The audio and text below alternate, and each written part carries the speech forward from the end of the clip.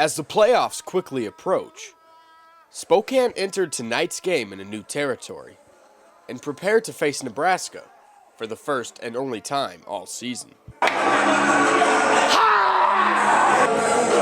game, boy. Another W. Hey, there's plenty of people wanting this opportunity. There's plenty of people wanting this opportunity to play football. But we here. Showtime, baby. Let's go. Man, don't feel good to me, man. They don't know. I want to be president. I want to pull up. Yes, man. I got 6 jobs I don't get. Time to go to work, baby. Hey, let's go, man. Hey, let's go. Hey, that's for TK right here, y'all. Keep in the back of your fucking head, man. TK. Keep in the back of your head, baby. Every play could be your last. Every play could be your last. So make every play your best. Make every play your greatest. Damn, let's get the win. Let's go. Empire 3. 1, 2, 3. Empire. It was a rough start for the Empire offense, who only put up 13 points in the first half, while leaving empty-handed on 2 possessions deep inside enemy territory. The second half featured much of the same, but only 12 points of offense, mustering up only 25 points on the night's game, which fortunately were enough to get the job done. Charles Dowdell led the offense on the night with 205 passing yards and 3 touchdowns, while adding over 50 yards rushing on the ground. Carl Sims led all Empire receivers with 111 receiving yards and 2 touchdowns. Just like you said, let's go! Let's go, boy! Let's go, boy! Let's go! While DeAndre Burrell hauled in a touchdown catch as well.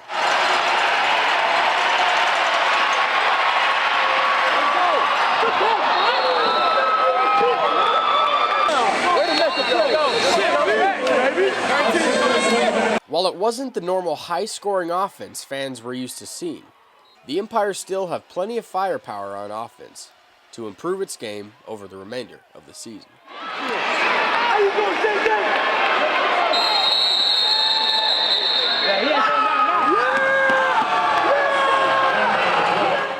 How's the offense going to, change next week and try to get more points up on the scoreboard? We just have to come back and practice and continue to work on the things that we failed on the day. We have to be a lot better in the red zone. We had a big problem with that today and against Billings. So that's one of our main concerns, just capitalizing when we do get all the way down the field. And I think if we do that, we'll be okay. And we could have probably scored 50 to 70 points if we would have just did that.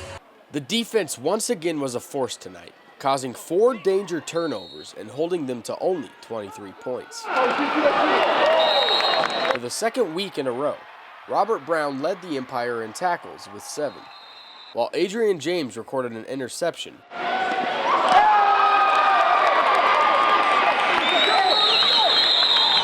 And Tyree Robinson snagged not only 1,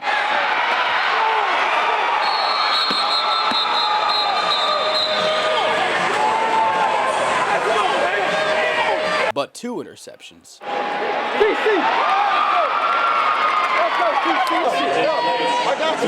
Let's go, man. And when the game was on the line, Spokane relied on its defense to stop Nebraska from a go-ahead score, and they did just that. Let's go!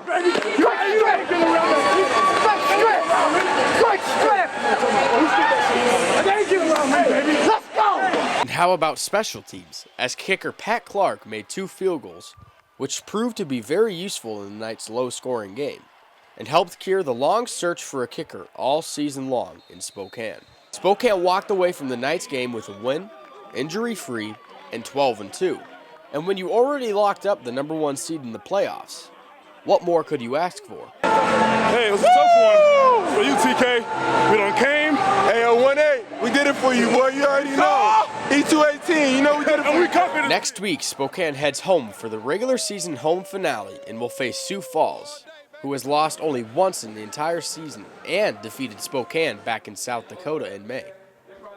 To say Spokane isn't ready for revenge is a definite understatement, and fans should be ready and excited to see the top 2 IFL teams go head-to-head next week in what is a very likely preview of the championship game.